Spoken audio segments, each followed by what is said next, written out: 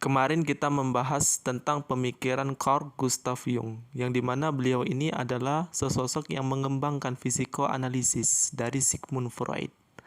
Jadi beliau memiliki konsep pemikiran psikologinya sendiri. Pernah di suatu hari, Carl Gustav Jung tidak setuju dengan pemikiran dari Sigmund Freud, sehingga akhirnya beliau mengembangkan psikoanalisisnya sendiri. Jadi pemikiran-pemikiran beliau disebut sebagai penyempurna dari psikoanalisis dari Sigmund Freud. Di video-video sebelumnya, admin pernah membahas tentang pemikiran dari Sigmund Freud, yang dimana beliau membagi kesadaran manusia menjadi 3 bagian. Jadi videonya bisa ditonton teman-temanku sekalian. Di video kali ini kita akan membahas tentang pemikiran Carl Gustav Jung lagi. Carl Gustav Jung membagi kepribadian manusia menjadi 2 hal. Yang pertama adalah introvert dan yang kedua adalah extrovert. Introvert ini adalah seseorang yang memiliki kepribadian cenderung menyendiri. Orang-orang seperti ini sebenarnya menjauhi dari yang namanya pergaulan masyarakat, yang menurutnya sama sekali tidak penting. Orang-orang seperti ini disebut dengan introvert. Ciri-ciri orang-orang introvert adalah orang-orang yang tidak banyak berbicara.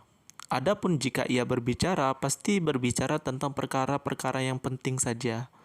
Biasanya orang-orang introvert ini terkenal orang yang membosankan, karena ia tidak suka mengikuti zaman, mengikuti sesuatu hal yang mungkin saja tidak penting, dan ditambah tidak banyak bicara juga.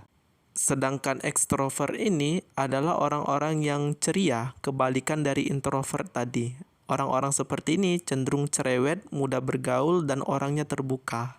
Jadi orangnya mudah sekali bergaul orang-orang extrovert. Dan orang-orang extrovert ini mudah dalam bergaul, mudah dalam memiliki banyak teman, dan orang-orangnya sering sekali mengikuti zaman. Kalau bahasa anak gaul itu eksis. Jadi orang-orang ekstrovert sangat eksis, berbeda terbalik kepada orang-orang introvert tadi yang lebih diam, menutup diri. Ini adalah kepribadian yang agak sedikit berlawanan. Dan Carl Gustav Jung menambahkan bahwasannya manusia hidup di dalam banyak sekali topeng, yang dimana topeng-topeng ini berkaitan dengan kepribadian manusia. Admin kasih contoh, seperti karyawan yang bekerja kepada bosnya, yang dimana karyawan ini sebenarnya memiliki keinginan yang bertentangan dengan bosnya. Akan tetapi, mau tidak mau, karyawan ini harus mengikuti perkataan bosnya, karena ini akan membahayakan kerjaannya. Jadi, orang itu terkadang hidup di dalam banyak sekali topeng. Kepribadian asli dirimu sebenarnya ketika kamu berada di dalam kesendirian, yang dimana engkau melihat hayalanmu, angan-anganmu, ambisimu, sebenarnya itu adalah kepribadianmu yang sebenarnya. Akan tetapi karena kita terkadang hidup di tengah masyarakat yang mungkin saja hayalanmu, keinginanmu, ambisimu tidak bisa engkau capai karena yang namanya keadaan. Dan di dalam diri manusia memiliki yang namanya shadow atau kegelapan. Kegelapan ini berkaitan tentang yang namanya ambisi dan keinginan, yang dimana keinginan ini berkaitan tentang kenikmatan diri sendiri. Jadi kalau katanya Carl Gustav Jung, kita ini jangan pernah merasa baik, karena di dalam diri kita ada yang namanya shadow atau yang namanya kegelapan. Kegelapan ini terkadang merubah kepribadian seseorang.